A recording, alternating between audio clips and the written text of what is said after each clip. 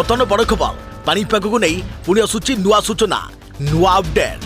आगामी 12 घंटा मध्य भीषण बात्या ओडिशार 6 जिले में प्रबल अति प्रबल वर्षा संभावना हाई अलर्ट जारी कला पानीपाग विभाग। हेलो फ्रेंड्स मु शक्ति आप देखुं नरसिमा क्रिएशंस पेज। तेज यह कौन रही डिटेल्स इनफर्मेशन आज वीडियो रे आम जाना ता पूर्व वीडियो गोटे लाइक करूँ जदि पार्टी आपंकर सांग साथी मान भिडटी को सेयार करनी जदि फ्रेंड्स आपने आम चैनल नुआ ही वीडियो देखुं पूर्व केबे भी आम चैनल को सब्सक्राइब करना तेज निहाती चैनल को सब्सक्राइब करने सहित पाखे आसुवा बेल आइकन को बजाय रखि था।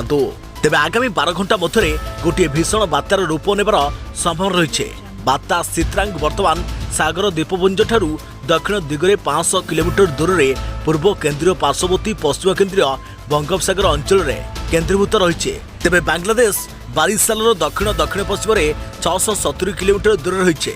एने भुवनेश्वर आंचलिक पाणीपाग केन्द्र पक्षर सूचना दी जाइए। तेज गत 6 घंटा मध्य बात्या सित्रांग घंटा प्रति 12 किलोमीटर बेगरे उत्तर उत्तर पूर्व दिगरे गति करुचे। यह आगामी 12 घंटा मध्य गोटे भीषण बात्यार रूप नेबार संभावना रही सूचना देछि पाणीपाग विभाग। तेज बात्या सित्रांग वर्तमान सागर द्वीपपुंज ठारू दक्षिण दिगरे 500 किलोमीटर दूर में पूर्व केन्द्रीय पार्श्ववर्ती पश्चिम केन्द्रीय बंगोपसागर अंचल में केन्द्रीभूत रही सूचना रही। तेज जहाँकि आसंता काली सकाळ सुधा बांग्लादेश तिनकोन एवं सानद्वीप अंचल में स्थल भाग को अतिक्रम करे बात्या। यार प्रभाव में ओडिशार 7 जिले में प्रबल अति प्रबल वर्षा होगा बेले 6 गोटी जिले में अति भीषण वर्षा नहीं सतर्क सूचना।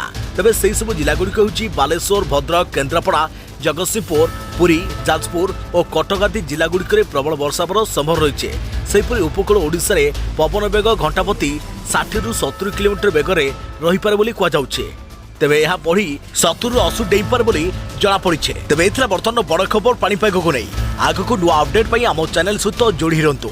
तो फ्रेंड्स पुणी देखा आउ एक नुआ वीडियो रे से पर्यंत मु रहिली जय जगन्नाथ।